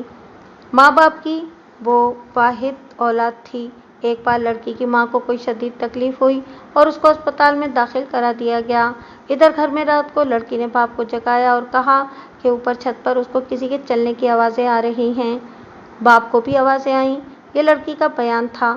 باپ اوپر چلا گیا اور بالکل ملک انور جیسا واقعہ ہوا کہ اس کی لاش 7 والی گلی میں پائی گئی۔ لڑکی نے پولیس کو یہی بیان دیا جو میں نے سنایا ہے۔ پولیس نے تفتیش اور سراغ رسانی کا سلسلہ شروع کر دیا۔ چودھری اختر نے بتایا کہ باقی ساری کہانی تفتیش اور سراغ رسانی کی ہے جو بہت ہی دلچسپ ہے۔ آخر میں یہ ہوتا ہے کہ بیٹی ہی پکڑی جاتی ہے اور یہ ثابت ہوتا ہے کہ لڑکی نے اپنے باپ کو کس طرح قتل کیا تھا۔ وہ دراصل سویا ہوا تھا اور بیٹی نے اس کے منہ اور ناک پر تکیہ رکھ کر اوپر سے دباؤ ڈالا اور باپ دم گھٹنے سے مر گیا۔ لڑکی نے ٹیلی فون کر کے لڑکے کو بلا لیا جس کے ساتھ وہ شادی کرنا چاہتی تھی۔ लड़का आया। दोनों ने मिलकर लाश उठाई और छत पर ले जाकर गली की तरफ फेंक दी। लड़का अपने घर चला गया और लड़की ने पुलिस स्टेशन टेलीफोन करके पुलिस को बुला लिया और ये बयान दिया जो मैं पहले सुना चुका हूँ। पुलिस ने ऊपर जाकर देखा तो उसको वैसे ही शकूक और शुबात हुए जो मुझको इस वारदात में हुए थे। आखिर ये सुराग मिला कि बाप को लड़की ने खुद ही कत्ल किया है। अपने महबूब लड़के को बुलाकर लाश ऊपर से फेंकी थी। दोनों को उम्र कैद की सज़ा दी गई। मैं तुम्हें यही बात सुनाने आया था, चौधरी अख्तर ने कहा। मलिक अनवर के कत्ल की वारदात ऐसी ही मालूम होती है। मैं तुम्हें एक बड़े ही काम की बात सुनाने लगा हूँ, इस पर गौर करो। ये ख्याल रखना कि किसी को ये पता न लगे कि ये बात मैंने तुम्हारे जहन में डाली है। तुम्हें ये बात दिलचस्पी लगेगी और तुम मेरी तरह हैरान भी होगे कि कैसे कैसे इत्तेफाक हो जाते हैं। बात यह है कि मलिक अनवर की छोटी बीवी एक नौजवान को चाहती है। यह नौजवान इस लड़की को इस तरह चाहता है कि इस पर जान भी कुर्बान करने को तैयार रहता है। अजीब व गरीब इत्तेफाक ये है कि यह नौजवान मलिक अनवर की पहली बीवी का छोटा भाई है। बड़ा खूबरू नौजवान है। मैं ये भी जानता हूँ कि इनकी मोहब्बत फिल्मों और नावलों वाली नहीं और ये नापाक मोहब्बत भी नहीं। इनकी शादी हो सकती थी, लेकिन लड़की का बाप लालची आदमी है और वह मलिक अनवर का एहसानमंद भी था। इस वास्ते उसने नौजवान बेटी मलिक अनवर को दे दी। क्या शादी के बाद भी इन दोनों की मुलाकातें होती रही हैं? मैंने पूछा। अब तो मुलाकातें पहले से भी ज़्यादा आसान हो गई थीं, चौधरी अख्तर ने कहा। यह नौजवान हमीद मलिक अनवर का साला था। ये तो मलिक अनवर के घर किसी भी वक्त और दिन में कितनी ही बार जा सकता है। ये इसकी बहन का घर है। मेरे दो दोस्तों ने मुझको बताया था कि अब हमीद की मौज लग गई है। वो तो अब हर रोज़ मलिक अनवर के घर जाता है। मलिक अनवर तो ड्यूटी पर शहर गया हुआ होता था। हमीद की बहन को इनकी मोहब्बत का सिर्फ इल्म ही नहीं, बल्कि वो भी चाहती है कि इन दोनों की शादी हो जाए। अब तो वो खुद इनको मुलाकात का मौका देती होगी। इस अजीज़ और बेतकल्लुफ़ दोस्त ने वाकई मुझको बड़े ही काम का सुराग मुहैया कर दिया था। मैंने इससे कुछ और बातें इस मामले के साथ ताल्लुक़ रखने वाली मालूम की। चौधरी अख्तर को जो कुछ भी मालूम था और जो मुशाहिदा उसने खुद किया था, वो सारे का सारा मुझे सुना दिया। उसने हमीद के दो बेतकल्लुफ़ और गहरे दोस्तों के नाम भी बताए और कहा कि इनसे मुझको मज़ीद बातें मालूम हो सकती हैं। अब ये सोच लो महबूब, चौधरी अख्तर ने कहा, कहीं भी और किसी भी मौके पर मेरा नाम ज़ाहिर न हो। मेरी सलाम दुआ हर किसी के साथ है और सब मेरी इज़्ज़त करते हैं। वो ये कहकर चला गया कि मेरा थाने में ज़्यादा देर रुकना ठीक नहीं। उस रोज़ मैंने ये कार्रवाई की कि अपने ख़ास मुखबिरों को बुलाया। इनमें से एक तो मलिक अनवर के महल्ले का ही रहने वाला था और दूसरा इस महल्ले से ज़रा दूर रहता था। वो जब आए तो मैंने दोनों को इकट्ठे बिठा लिया और इनसे हमीद और मकतूल की नई बीवी के बारे में पूछा। उन्होंने चौधरी अख्तर जैसी ही बातें बताईं और ये भी कहा कि इस लड़की की शादी मलिक अनवर के साथ हो गई तो हमीद हर रोज़ वहाँ जाता था। इस घर में जाने से उसको कोई भी नहीं रोक सकता था, इस वास्ते कि ये उसकी बड़ी बहन का घर था। हमीद खुशहाल और अच्छी हैसियत वाले ख़ानदान का बेटा था। उसकी ये मोहब्बत खासी मशहूर हो गई थी। सबको ये उम्मीद थी कि इनकी शादी हो जाएगी, लेकिन लड़की के बाप ने कोई और ही मंजर दिखा दिया। मैंने और मेरे उस्ताद जनाब अहमद यार खान साहब ने अपनी तफ्तीशी कहानियों में मुखबिरों के सिलसिले में अक्सर मोअज़्ज़िज़ मुखबिरों का भी जिक्र किया है। मैं इसको दोहराना नहीं चाहता, सिर्फ ये याद दिलाना चाहता हूँ कि पुलिस के मुखबिरों में बड़ी ऊंची हैसियत वाले लोग भी शामिल होते हैं। ये मोअज़्ज़िज़ हज़रात थानेदार की खुशनुदी के तलबगार होते हैं। शाम को इनमें से एक मेरे पास आ गया। मैं हैरान था कि ये मोअज़्ज़िज़ मुखबिर खुद ही आ जाया करते थे, मगर शाम होने को आ गई तो ये एक ही मेरे पास आया। उससे बात हुई तो मुझको वजह मालूम हो गई कि ये हज़रात क्यों नहीं आए थे। वजह ये थी कि सब मलिक अनवर के जनाजे के साथ चले गए थे। ये मुखबिर कब्रिस्तान से सीधा मेरे पास आ गया था। इस शख्स को मालूम नहीं था कि मैं मलिक अनवर के घर से और उसके घर की छत से कैसे कैसे शुबे लेकर आया हूँ। उसने मलिक अनवर की दोस्तियों और दुश्मनियों की बातें शुरू कर दी। इनमें कोई एक भी बात मेरे काम नहीं आ सकती थी। मैंने इससे पूछा कि मलिक अनवर की छोटी बीवी के बारे में उसका क्या ख्याल है। तब उसने हमीद और उस लड़की की मोहब्बत की बातें शुरू कर दी और ये बातें बिल्कुल वैसी ही थीं जैसे चौधरी अख्तर अपनी मुझे सुना कर गया था।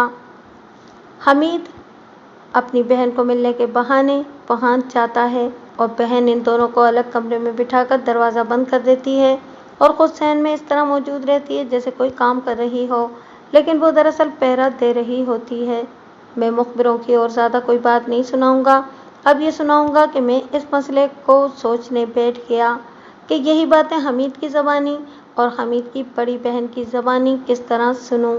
एक तरीका तो ये था कि हमीद को बुला लेता और सीधा सीधा उस पर हमला कर देता, लेकिन सोच सोच कर मुझको ये तरीका ठीक मालूम न हुआ।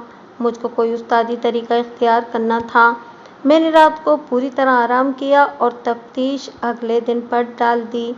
मैं अगली सुबह ज़रा जल्दी थाने पहुंच गया और सबसे पहला काम ये किया कि मलिक अनवर की पुरानी बीवी को थाने बुला लिया। वो कांस्टेबल के साथ ही आ गई और उसके साथ उसका बड़ा भाई था। मैंने दोनों को अपने पास बिठाकर बड़े झूठ बोले। मैंने कहा कि मैं 2-3 दिनों में असल कातिल पकड़ लूँगा। मुझको खुफिया रिपोर्टें मिल रही हैं। मैंने कहा, ये मुलजिम जो छत पर आया था वो ख़तरनाक डाकू था। अभी उसका पुराना नाम और पता वगैरह नहीं मिला। वो इस शहर में नया नया आया है। मैं उसको जल्दी पकड़ लूँगा। ये दोनों मुतमईन हो गए कि मैं बड़ी मेहनत से तफ्तीश कर रहा हूँ। इनको इस तरह की झूठी तसल्लियाँ देकर मैंने इस औरत के भाई को कहा कि वो ज़रा बाहर बैठे और थोड़ी देर बाद अपनी बहन को साथ लेता जाए। मैंने इससे 2-3 बातें पूछनी हैं। वो बाहर जाकर बरामदे में बैठ गया। मैं तुमको तकलीफ़ नहीं देना चाहता था, मैंने मलिक अनवर की बीवी को कहा, लेकिन वारदात इतनी संगीन है कि इसकी तफ्तीश में कोई पता नहीं होता कि किस वक्त किसकी ज़रूरत पड़ जाए। मैंने तुमसे 2-3 बातें पूछनी हैं। मैं दरअसल इस औरत को एक जाल में लाने की कोशिश कर रहा था। मेरी उस्तादी तभी कामयाब हो सकती थी कि इसको ज़रा जितना भी शुबा ना हो कि मैं इस पर शुबा कर रहा हूँ। मैंने उससे वैसे ही कुछ ऊट पटांग से सवाल किए और वो जवाब देती रही। उसको मैंने फिर तसल्ली दी कि कातिल जल्दी पकड़ा जाएगा। मैं उसके चेहरे को भी गौर से देखता था कि किस बात पर उसके चेहरे पर कुछ तब्दीली आती है। मैंने ये नोट किया कि उसके चेहरे से घबराहट उतर गई थी और इसकी जगह रौनक सी आ गई थी। इस तरह कुछ इधर उधर और कुछ बेमायनी बातें करते करते उसको मैं बेतकल्लुफ़ी में ले आया। मलकानी जी, मैंने कहा, ये तो थी तफ्तीश और वारदात की बातें। ये मैं यहीं पर ख़त्म करता हूँ और अब मैं कुछ बातें इस तरह करूँगा जैसे मैं थानेदार नहीं हूँ, बल्कि तुम्हारा हमदर्द हूँ और तुम्हारे मामलात में मेरी भी कोई दिलचस्पी है। मैं तुम्हारे इस इखलाक से बहुत मुतासिर हुआ हूँ कि तुमने अपनी सोकन को माँ बनकर गले लगाया और इसकी दिलजोई करती रहीं। ये इतनी बड़ी नेकी है जो कोई और औरत कर नहीं सकती। तुम ख़ानदानी खातून हो, तुम्हारा ईमान बड़ा मजबूत है। बात यह है कि अब इस लड़की को अपने भाई हमीद के साथ फ़ौरन ब्याह दो। मेरी इस बात पर वो इस तरह चौंकी कि उसकी आंखें कुछ ज़्यादा ही खुल गईं और उसने मुझको हैरत की निगाहों से देखा। मैं थानेदार हूँ, मैंने मुस्कुराते हुए कहा। मुझसे किसी भी घर के अंदर की बातें पूछ लो। मुझको अच्छी तरह मालूम है कि तुम्हारी सोकन और हमीद की आपस में बड़ी गहरी मोहब्बत है और इनकी शादी होनी थी, मगर लड़की के बाप ने लालच में आकर नौजवान लड़की 40-42 साल के आदमी के साथ ब्याह दी। तुम अब ये कोशिश करो कि हमीद की और इस लड़की की फ़ौरन शादी हो जाए, वरना मुझको डर है कि लड़की का लालची बाप किसी और बूढ़े से रकम लेकर बेटी को उसके साथ ब्याह देगा। मैं कोशिश तो यही करूँगी, उसने कहा, लेकिन मेरी बात न चली तो फिर समझ में नहीं आती कि क्या करूँगी। अपने बड़े भाई को भी कहूँगी कि वो भी कोशिश करे। मैं तुम्हारी मदद करूँगा, मैंने कहा। अगर लड़की का ये लालची बाप ना माने तो अपने भाई को मेरे पास भेज देना कि लड़की का बाप नहीं मानता, फिर मैं इस शख्स को थानेदारी के रोब में लाकर मनवा लूँगा। मैं देखूँगा कि वो किस तरह नहीं मानता। मेरी इस बात पर हैरान न होना कि मैं तुम्हारा भाई हूँ और इस लड़की में इतनी दिलचस्पी ले रहा हूँ। मैं थानेदार ज़रूर हूँ, लेकिन इंसान भी हूँ और मुझसे देखा नहीं जाता कि एक कम उम्र लड़की को एक बूढ़े आदमी के साथ ब्याह दिया गया और वो 7-8 महीनों बाद ही बेवा हो गई, जबकि वो अपनी मर्जी के एक नौजवान लड़के के साथ शादी करना चाहती थी। तुम्हारी तरह मैं भी ये नेकी करना चाहता हूँ। मैंने उसके साथ यही 2-3 बातें नहीं की थीं। ये तो आपको कहानी समझाने के वास्ते मुख्तसर सी बातें लिख दी हैं। उसके साथ ज़रा लंबी गुफ्तगू हुई थी और मेरी ये चाल कामयाब होती नज़र आ रही थी। वो वाकई मुझको अपना हमदर्द समझने लगी थी। मैंने बातों बातों में उसके मुंह से ये भी उकलवा लिया کہ حمید روزانہ اس کے گھر جاتا تھا اور اس لڑکی کے پاس الگ کمرے میں کچھ وقت گزار کے آتا تھا۔ اس عورت کے ساتھ میری یہ ملاقات بڑی ہی فائدہ مند رہی اور میں اس کا دل جیتنے میں کامیاب ہو گیا۔ میں نے اس سے جو کچھ بھی حاصل کرنا تھا وہ کر لیا اور اس کو کہا کہ وہ اب گھر چلی جائے، لیکن کسی کے ساتھ ایسی بات نہ کرے کہ میں نے اس سے کیا کچھ پوچھا تھا اور کیا کہا تھا۔ وہ چہرے پر خوف، گھبراہٹ اور اداسی لے کر آئی تھی، لیکن جب مجھ سے رخصت ہوئی تو اس کے چہرے پر سکون اور اطمینان تھا۔ میں اس سکون اور اطمینان کو اچھی طرح سمجھتا تھا۔ وہ اپنے بھائی کے ساتھ چلی گئی۔ کچھ دیر بعد میں نے ایک عقلمند سے کانسٹیبل کو بلایا اور اس کا حمید کا نام بتا کر کہا کہ اس کو اپنے ساتھ تھانے لے آئے۔ حمید آ گیا۔ وہ چودھری اختر کے کہنے کے مطابق واقعی خوبرو نوجوان تھا۔ اس کے چہرے پر گھبراہٹ تھی جو میں نے دوستانہ لہجے میں باتیں کر کے اتار دی۔ اس واردات کے ساتھ تمہارا کوئی تعلق نہیں حمید، میں نے کہا۔ اس واردات کو الگ رکھ دو، میں تمہارے ساتھ کوئی اور بات کرنا چاہتا ہوں۔ تمہارا یہ بہنوئی ملک انوار بے وقوف آدمی تھا۔ اس نے اس عمر میں ایک نوجوان لڑکی کے ساتھ شادی کر لی۔ مجھ کو اچھی طرح پتہ ہے کہ اس لڑکی کی شادی تمہارے ساتھ ہونی تھی، لیکن لڑکی کا باپ لالچ میں آ گیا اور اس نے اپنی لڑکی تمہارے بہنوئی کے ہاتھوں بیچ ڈالی۔ تمہاری بہن نے اس لڑکی کو اپنی بیٹی سمجھ کر گلے لگا لیا۔ میں خود ایسی ہی نیت کا آدمی ہوں۔ میں چاہتا ہوں کہ تمہاری شادی اس لڑکی کے ساتھ ہو جائے۔ تمہارا بڑا بھائی اور بہن میرے پاس آئے تھے۔ میں نے ان کو کہا ہے کہ وہ تمہاری شادی اس لڑکی کے ساتھ جلد کرا دیں، ورنہ لڑکی کا باپ کسی اور بوڑھے سے رقم پکڑ کر لڑکی کو اس کے حوالے کر دے گا۔ لیکن وہ مانے گا نہیں، حمید نے کہا۔ میں نے تمہاری بہن کو کہہ دیا ہے کہ یہ شخص نہ مانے تو مجھ کو بتانا، میں نے کہا۔ اس کو 1 منٹ میں سیدھا کر دوں گا، دیکھتا ہوں کہ وہ کس طرح نہیں مانتا۔ اور تم حمید یہ نہ سوچنا کہ میں تمہارا ہمدرد کیوں بن گیا ہوں۔ میں تھانے دار ہوں، یہ بھی میرا فرض ہے کہ کسی کی زندگی تباہ ہونے کی صورت بن رہی ہے تو ایسی صورت کو روکوں تاکہ آئندہ کوئی فساد نہ ہو۔ ویسے بھی میرے دل میں انسانی ہمدردی موجود ہے۔ یہ نوجوان میری باتوں میں آ گیا اور مجھ کو اپنا سچا ہمدرد سمجھ بیٹھا۔ باتیں کرتے کرتے میں اس کے ساتھ اس طرح بے تکلف ہو گیا جیسے میں اس کا ہم عمر تھا۔ وہ میرے ساتھ بے تکلفی کی باتیں کرنے لگا۔ اس نے مجھ سے پوچھا کہ مجھ کو اس کی محبت کا پتہ کس طرح لگا ہے۔ میں نے ہنستے ہوئے کہا کہ مجھ سے یہ بھی پوچھ لے کہ اس لڑکی کی شادی کے بعد وہ اس سے کس طرح اور کہاں ملتا رہا ہے اور اس کے بعد کیا کچھ ہوا ہے۔ میں نے اس کو خبر دینی شروع کر دی اور کہا کہ میں اس کے اخلاق کی تعریف کرتا ہوں کہ وہ تنہائی میں لڑکی سے ملتا رہا ہے، لیکن اس نے محبت کو داغدار نہیں ہونے دیا۔ میری اس تعریف سے تو وہ بالکل ہی موم ہو گیا اور میں اس کو اپنے سانچے میں ڈھالنے لگا۔ وہ مجھ کو اپنا بے تکلف دوست سمجھ بیٹھا اور ایسے اطمینان اور آرام سے بیٹھ گیا جیسے میں اس کو کہوں گا کہ اب چلے جاؤ تو بھی وہ نہیں جائے گا۔ وہ ایف اے پاس تھا جو اس زمانے میں خاصی زیادہ تعلیم سمجھی جاتی تھی۔ وہ کسی اچھی نوکری کی تلاش میں تھا۔ میں اس کو فلموں کی طرف لانا چاہتا تھا اور میں نے معلوم یہ کرنا تھا کہ اس نے وہ فلم دیکھی ہے یا نہیں جس کا حوالہ میرے دوست چودھری اختر نے دیا تھا۔ تمہیں اچھی نوکری مل سکتی ہے، میں دلا دوں گا، میں نے اس کو جھوٹی تسلی دی۔ انگریزی زبان پر عبور حاصل کر لو، جس کا طریقہ یہ ہے کہ انگریزی اخبار پڑھا کرو اور شہر جا کر کبھی کبھی انگریزی فلم دیکھ لیا کرو۔ فلموں کے مکالمے سمجھنے کی کوشش کرو۔ اس طرح تمہاری انگریزی اتنی اچھی ہو جائے گی کہ جس انگریزی افسر کے سامنے جاؤ گے وہ تم کو بڑی اچھی نوکری دے دے گا۔ کبھی انگریزی فلم دیکھی ہے؟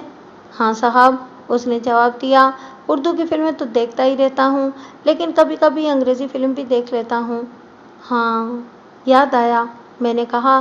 15-20 روز پہلے میں ایک انگریزی فلم دیکھنے گیا تھا اور تم کو وہاں دیکھا تھا۔ میں نے اس فلم کا نام لیا اور یہ ایک تیر تھا جو میں نے ہوا میں چلایا۔ تم نے وہ فلم دیکھی تھی؟ وہ بہت اچھی فلم تھی، تم کو بھی پسند آئی ہوگی۔ میں نے دیکھا کہ اس کے چہرے کا رنگ ہی اڑ گیا اور اس کی آنکھوں میں بھی کوئی اور ہی تاثر آ گیا۔ یہ تبدیلیاں ایسی ہوتی ہیں جو صرف تجربہ کار افسر ہی محسوس کر سکتے ہیں۔ اس نے اچانک بیدار ہو کر کہا، ہاں جی، میں نے وہ فلم دیکھی تھی۔ میں اس کی زبان سے یہی سننا چاہتا تھا۔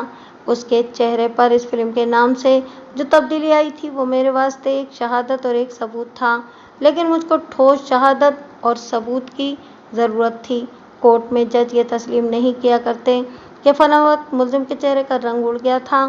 میں نے اب اس خوبرو نوجوان کے اندر سے یہ راز اس کی زبان پر لانا تھا۔ میں نے فیصلہ کر لیا کہ اس کو ابھی جکڑ لوں تو ٹھیک ہے، اگر اس کو چھٹی دے دی تو معاملہ گڑبڑ ہو سکتا ہے۔ حمید بھائی، میں نے کہا، تم نے دیکھ لیا ہے کہ میں تمہارے واسطے کیا کر رہا ہوں۔ اس لڑکی کو تمہارے ساتھ بیاہ دوں گا اور بڑی اچھی نوکری دلواؤں گا، لیکن ایک شرط ہے، جو پوری کر دو گے تو تمہارے پارے ہی نیارے ہو جائیں گے۔ کیا تمہیں معلوم ہے کہ میں نے تمہاری بڑی بہن کو بلایا تھا؟ ہاں جی، اس نے جواب دیا، مجھ کو معلوم ہے۔ تمہاری بہن کے ساتھ بات ہو چکی ہے؟ میں نے کہا، اس نے کہا تھا کہ حمید کو بلا لیں اور وہ ساری بات بتائے گا۔ کون سی بات جناب؟ حمید نے گھبرائے ہوئے لہجے میں پوچھا اور ذرا ہکلا کر بولا، مجھ کو تو کسی ایسی ویسی بات کا علم نہیں۔ بے وقوف لڑکا یہ نہ سمجھ سکا کہ اس نے جس انداز سے بات کی ہے، یہ انداز اس کے اوپر سے پردے اٹھا رہا ہے۔ یہی بات یار، میں نے بے تکلف دوستوں کی طرح کہا، ملک انور کے قتل کی بات، اس نے ایک دن مرنا ہی تھا، اس طرح مر گیا تو کیا ہوا؟ اس نے 2 عورتوں کی زندگی برباد کر دی تھی، نقص اس کے اپنے جسم میں تھا اور قصوروار تمہاری بہن کو بناتا تھا۔ مجھ کو تو بہت افسوس ہے صاحب، حمید نے کہا۔ جانے دو یار، میں نے مسکراتے ہوئے کہا، مجھ سے اب سیدھی بات سن لو، اور گھبرانا تو بالکل نہیں، صرف میں جانتا ہوں کہ ملک انور کو نیچے کمرے میں سانس روک کر قتل کیا گیا تھا اور اس کی لاش اوپر لے جا کر گلی میں پھینکی گئی تھی۔ میں یہ بات صرف تم کو بتا رہا ہوں، میں نے کاغذوں میں یہ لکھ لیا ہے کہ وہ کوئی چور تھا جو ملک انور کو مار گیا ہے۔ اس کے بعد میں تفتیش کو لٹکاتا اور ٹالتا چلا جاؤں گا اور آخر اس کو بالکل ہی غائب کر دوں گا۔ میں حمید کو دیکھ رہا تھا، وہ تو بہت ہی بے چین ہو گیا تھا اور کرسی پر بار بار کروٹ بدلتا تھا، اس کا چہرہ اس کے خلاف گواہی دے رہا تھا۔ میں نے اس کے ساتھ کوئی بات کی تو وہ منہ کھول کر مجھ کو دیکھتا رہا، لیکن اس کی زبان پر ایک لفظ بھی نہ آیا۔ تم اب گھبراؤ نہیں، میں نے کہا، اپنی خوشی کو اپنے چہرے پر قائم رکھو۔ میں نے تمہارے ساتھ وعدہ کیا ہے کہ اس لڑکی کے ساتھ تم کو بیاہ دوں گا، لیکن ایک بات بہت ہی ضروری ہے، وہ یہ ہے کہ تم اپنی زبان سے بتا دو کہ ملک انور کو تم نے کس طرح قتل کیا تھا۔ اس نے کرسی پر ذرا سا اچھل کر اس الزام سے انکار کیا، لیکن اس کے منہ سے ایک بھی لفظ صاف نہیں نکل رہا تھا۔ میں انکار کی مختلف قسموں سے واقف تھا، ایک انکار بالکل سچا ہوتا ہے اور ایسا انکار کرنے والا آدمی کچھ اور طرح کی حرکتیں کیا کرتا ہے، ایک انکار بالکل جھوٹا ہوتا ہے۔ اگر جرائم پیشہ آدمی مجرم ہو کر انکار کرے تو اس کا انداز کچھ اور طرح کا ہوتا ہے، ہر ملزم کا الگ الگ طریقہ ہوتا ہے، لیکن حمید کا جو انداز تھا اس کو میں بڑا ٹھیک ٹھاک سمجھتا تھا۔ میں حمید کو وہیں بیٹھا چھوڑ کر دفتر سے باہر آ گیا اور ایک ہیڈ کانسٹیبل کو کہہ کر کہ وہ ملک انور کی دونوں بیویوں کو تھانے لے آئے اور ان کو الگ الگ بٹھا دے۔ ہیڈ کانسٹیبل چلا گیا اور میں اپنے دفتر میں آ گیا۔ ہاں حمید بھائی، میں نے کہا، اب بات کرو اور میں تمہاری چھٹی کر دوں۔ میں آپ کی بات سمجھ نہیں سکا۔ اس نے کہا، اگر ملک انور قتل ہو گیا ہے تو اس میں مجھ پر کیوں الزام آتا ہے؟ تم کو میری دوستی قبول نہیں؟ میں نے کہا، ایک بات سن لو، اگر میں نے ثبوت و شہادت پیش کر کے تم کو یہ بتایا کہ تم پر کیوں الزام آتا ہے تو پھر میری تمہاری دوستی ختم ہو جائے گی اور تم سیدھے پھانسی کے تختے پر جاؤ گے۔ اب زبان سے بتا دو گے تو میں نے تم کو پہلے ہی بتایا ہے کہ یہ کیس تھانے میں ہی دفن ہو جائے گا۔ ذرا خود ہی سوچیں جناب، اس نے کہا، میں بھلا اپنے بہنوئی کو کس طرح قتل کر سکتا ہوں؟ میں تمہیں بتاؤں گا کہ تم نے اپنے بہنوئی کو کس طرح قتل کیا ہے، میں نے کہا۔ تم نے اپنے بہنوئی کو بالکل اسی طرح قتل کیا ہے جس طرح تم نے اس انگریزی فلم میں دیکھا تھا۔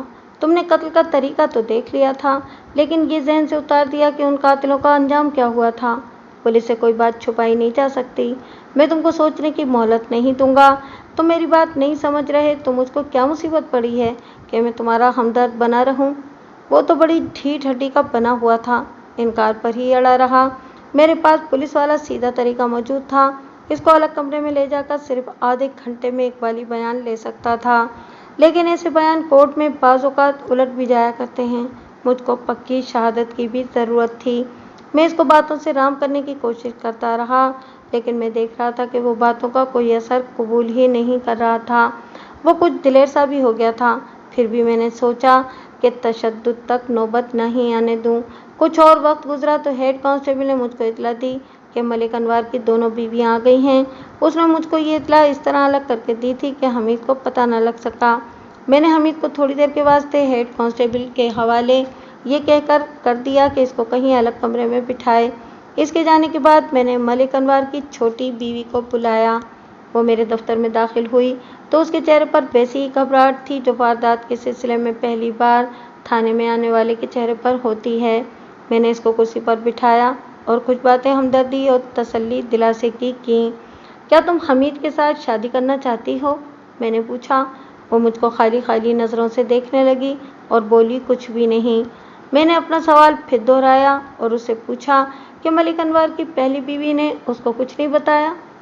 ہاں، اس نے دبی دبی زبان میں کہا، خالہ نے بتایا تھا کہ آپ میری شادی حمید سے کرا دیں گے، باقی باتیں بھی بتائی تھیں۔ تو پھر تم گھبرائی ہوئی کیوں ہو؟ میں نے پوچھا۔ یقین نہیں آتا کہ میری شادی حمید کے ساتھ ہو جائے گی، اس نے کہا۔ میری قسمت اتنی اچھی ہو ہی نہیں سکتی۔ میری بات سنو، میں نے کہا، پہلے اپنے دل میں یہ رکھ لو کہ میں تمہارا ہمدرد ہوں۔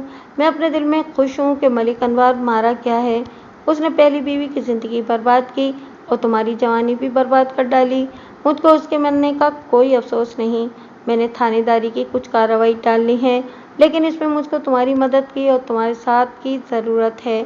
تم میری بات مان لو گی اور میری بات پر چلو گی تو تمہاری شادی حمید کے ساتھ ہو جائے گی، اگر نہیں تو پھر تم کو بہت برا نقصان برداشت کرنا پڑے گا۔ وہ نوعمر گھریلو لڑکی تھی، اس کو کچھ سمجھ نہیں آ رہی تھی کہ کیا کہے یا میری بات پر یقین کرے یا نہ کرے۔ میں نے وہ گدی اپنے دفتر میں رکھی ہوئی تھی جس پر ایک داغ تھا۔ وہ گدی اٹھا کر اس لڑکی کے سامنے رکھ دی۔ وہ گدی کو دیکھ رہی تھی اور میں اس کے چہرے کو دیکھ رہا تھا۔ میں ٹھیک طرح بیان نہیں کر سکوں گا کہ اس نوجوان اور بھولی بھالی لڑکی کے چہرے پر کیسے کیسے رنگ آئے۔ اس نے جب سر ذرا اوپر کیا تو اس کی آنکھیں سفید ہو چکی تھیں، اس کے ہونٹ ہلکے نیلے ہو گئے تھے۔ یہ گھبراہٹ کی آخری حد ہوتی ہے، اس کے بعد اس نے بے ہوش ہو جانا تھا۔ مت گھبراؤ، میں نے اس کے قریب کھڑے ہو کر اس کے کندھے پر ہاتھ رکھا اور کہا، اس گدی کو دیکھ کر اتنا مت ڈرو کہ تم پر غشی طاری ہو جائے۔ یہ گدی تمہیں اس واسطے دکھائی ہے کہ تمہارے اور حمید کے درمیان یہ گدی ایک چٹان کی طرح کھڑی ہو گئی ہے۔ اس چٹان کو ایک سچ بول کر ہٹا سکتی ہو۔ اس نے سر اوپر کر کے مجھ کو دیکھا اور اب اس کے چہرے کا کوئی اور ہی رنگ ہو گیا تھا۔ اس کی زبان تو جیسے بالکل ہی بے جان ہو گئی تھی۔ اس کے چہرے پر ایک نہیں کئی سوال تڑپ رہے تھے۔ تم شاید میری بات سمجھ نہیں رہی، میں نے کہا، اس راز کو تم ہی پھیر سکتی ہو اور مجھے بتا سکتی ہو کہ اس گدی سے تم لوگوں نے ملک انور کو مارا ہے اور تم کو یہ طریقہ حمید نے بتایا تھا۔ نہیں، اس نے نہیں یوں کہا جیسے بندوق سے اچانک گولی نکل گئی ہو۔ ملک صاحب تو چھت پر کسی کے ساتھ لڑے تھے۔ یہ بات گھس گئی ہے، میں نے مسکراتے ہوئے کہا۔ اب اس بیان میں کوئی اثر نہیں رہا۔ میں تم کو آخری بار کہتا ہوں کہ سچ بولو گی تو حمید تمہارا ہوگا اور تم اس کا گھر آباد کرو گی، جھوٹ بولو گی تو تمہارا گھر جیل خانے کے اندر ہوگا۔ میں تم کو بتانا نہیں چاہتا، لیکن یہ بھی سن لو، حمید تھانے میں موجود ہے، وہ بیان دے چکا ہے، اس نے مجھ کو ساری واردات سنا دی ہے۔ میں تمہاری زبان سے سننا چاہتا ہوں کہ ایسا نہ ہو کہ حمید اور اس کی بہن نے سارا وزن تم پر ڈال دیا ہو اور تم خواہ مخواہ گڑی جاؤ۔ تم معصوم اور بھولی بھالی سی لڑکی ہو، یہ بہن بھائی کہیں تمہاری زندگی برباد نہ کر دیں۔ کیا واقعی حمید نے بیان دے دیا ہے؟ لڑکی نے بڑے ہی اداس اور مایوس لہجے میں پوچھا۔ ہاں، میں نے کہا۔ اس کے منہ سے ایک خالص بیان سن کر مجھ کو خوشی نہیں ہوئی، بلکہ اس پر مجھ کو غصہ آیا تھا کہ وہ تم کو دھوکہ دے رہا ہے اور تم اپنے دل میں اس کی محبت پال رہی ہو۔ تم ساری بات بتا دو تاکہ میں کوئی گنجائش نکال کر تم کو اس واردات سے نکال دوں۔ میں تم کو پھر کہتا ہوں کہ اس بہن بھائی نے تم کو پھنسانے کا بندوبست کیا ہوا ہے۔ میں اس کے پاس کھڑا تھا اور وہ کرسی پر بیٹھی ہوئی تھی۔ بخدا آج بھی اس لڑکی کی معصوم سی اور بھولی بھالی سی صورت میرے سامنے ہے۔ لگتا تھا جیسے اس کو باہر کی ہوا بھی نہیں لگی، لیکن وہ بڑی ہی سنگین واردات میں ملوث ہو گئی تھی۔ یہ جرم اس کے باپ کا تھا کہ لالچ میں آ کر اس کو ایک پرانی عمر کے آدمی کے ہاتھوں بیچ ڈالا۔ اگر اس کی شادی حمید کے ساتھ ہو جاتی تو اتنا بڑا جرم نہ ہوتا اور اس لڑکی کی زندگی سنور جاتی۔ اس لڑکی کا رد عمل یہ تھا کہ اس نے لپک کر میرے دونوں ہاتھ پکڑ لیے اور اپنے سینے پر رکھ کر اور پھر اپنا سر میرے بازوؤں پر رکھ کر اتنا روئی کہ اس کی ہچکی بند گئی۔ میں نے اس سے اپنے ہاتھ چھڑا کر اس کے سر پر اور پیٹھ پر ہاتھ پھیرے اور تسلیاں دیں، لیکن میری مجبوری یہ تھی کہ میں تھانے دار تھا اور میرا فرض یہی تھا کہ قاتل یا قاتلوں کو پکڑ کر قانون کے تمام تقاضے پورے کروں۔ آخر وہ ذرا صبر میں آ گئی اور پھر میرے ہاتھ پکڑ کر بھیک مانگنے کے لہجے میں بولی، کیا آپ مجھ کو چھڑا لیں گے؟ اگر میں حرامی پن پر اتر آتا تو اتنی خوبصورت اور کم سن لڑکی میری ملکیت تھی، میں اس کو جس طرح چاہتا استعمال کر سکتا تھا۔ لیکن اس پر اتنا رحم آیا کہ یہی سوال میں اپنے آپ سے پوچھنے لگا، کیا میں اس لڑکی کو اس ذلت سے چھڑا سکتا ہوں؟ لیکن میں مجبور تھا، میں نے اپنے دل پر خاصا بوجھ محسوس کیا۔ تم صحیح بات بتا دو، میں نے بڑے پیار اور شفقت سے کہا، میں تم کو چھڑانے کی پوری کوشش کروں گا، لیکن پہلے میں نے یہ دیکھنا ہے کہ حمید اور اس کی بہن نے تمہارے خلاف کیا کیا جھوٹ بولے ہیں۔ اس نے بڑی لمبی آہ بھری اور آہستہ آہستہ بولنے لگی، میں اس کا بیان اپنے لفظوں میں سنا دوں تو زیادہ بہتر رہے گا، اس واسطے کہ اس کا بیان لمبا تھا اور میں اس سے کچھ باتیں پوچھتا بھی رہا تھا۔ یہ بیان سنانے سے پہلے میں وہ بات ایک بار پھر کہوں گا جو میں نے اس کہانی کے شروع میں کہی ہے۔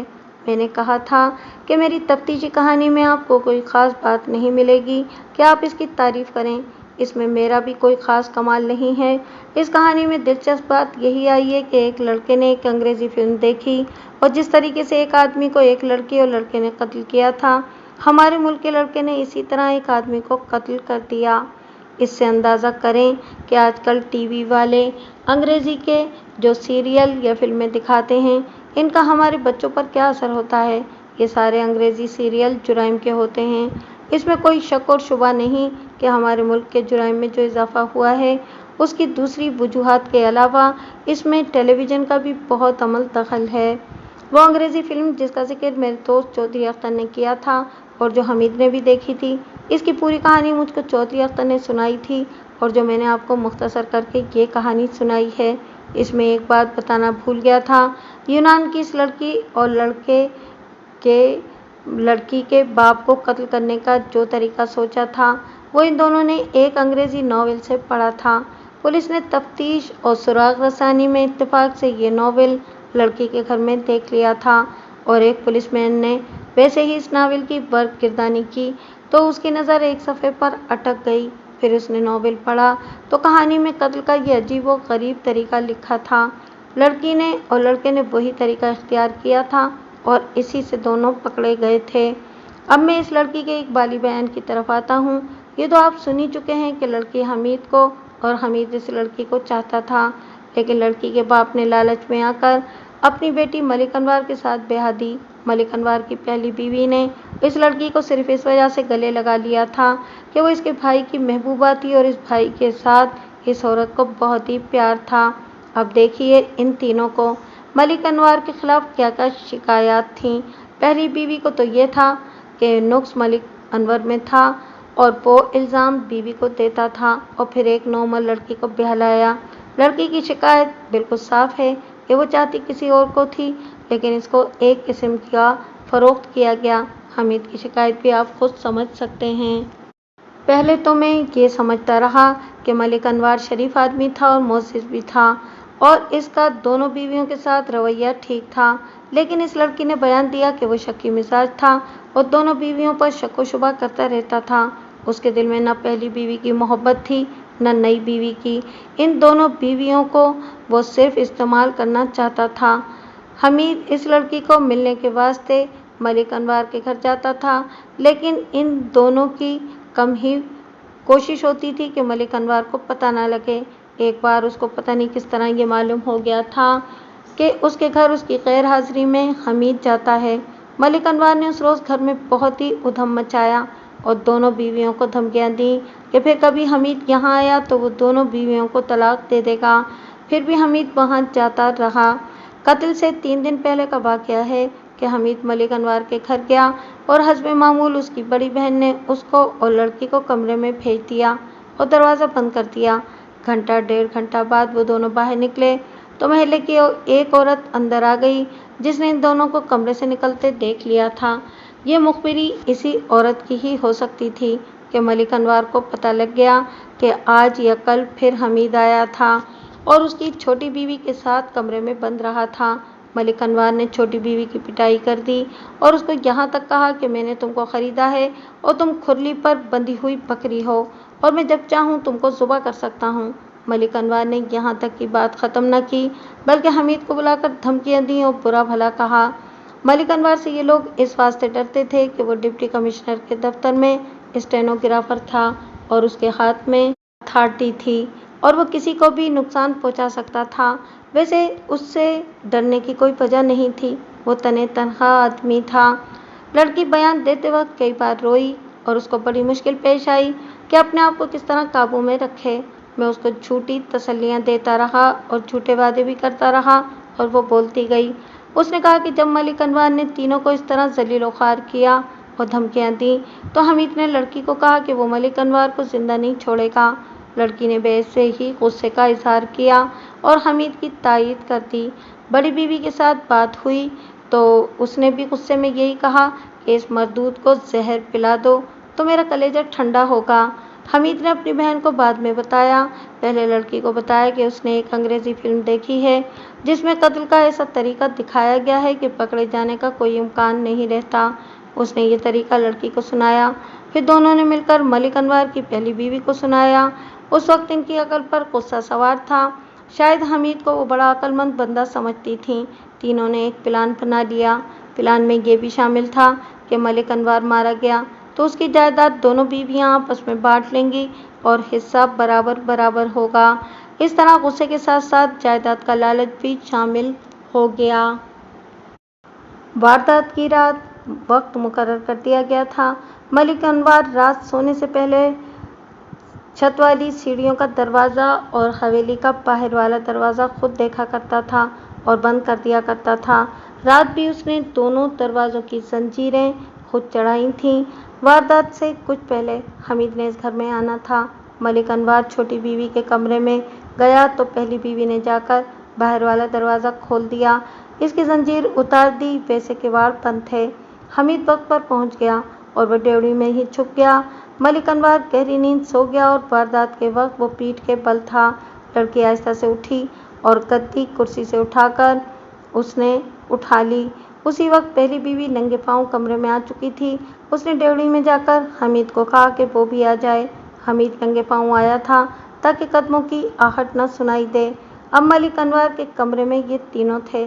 हमीद ने लड़की के हाथ से गद्दी ले ली और जिस तरह उसने फिल्म में देखा था इसी तरह गद्दी मलिक अनवर के मुंह पर रखकर ऊपर से दोनों हाथों का दबाव डाला। मलिक अनवर तड़पने लगा तो दोनों बीवियों ने उसकी टांगें पकड़कर दबा ली। 3 मिनट गुजरे होंगे कि मलिक अनवर का तड़पना बिल्कुल बंद हो गया। हमीद ने घड़ी देखी और उसकी नाक के आगे उंगली रखी, फिर इसकी दोनों नब्ज़ें देखीं और फिर दिल पर हाथ रखा और फिर सर से इशारा किया कि ख़त्म हो गया है। अब लाश को ऊपर ले जाना था। हमीद ने लाश कंधे पर इस तरह डाली कि लाश का सर पीठ की तरफ और टांगें आगे की तरफ थी, इसलिए हमीद को सीढ़ियाँ चढ़ने में दुश्वारी हुई। दोनों बीवियों ने ये किया कि तीनों मिलकर लाश को उठाते हैं।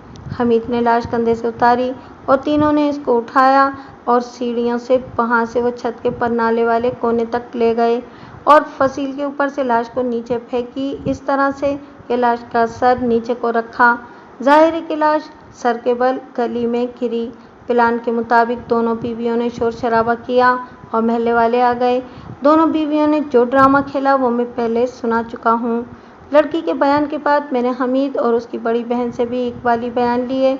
इकबाली बयान दे देना ही काफ़ी नहीं होता, इसके साथ पूरी शहादत पेश करनी होती है। मुलजिम बाज़ औक़ात इकबाली बयान देकर सेशन कोर्ट में मुनहरिफ भी हो जाया करते हैं।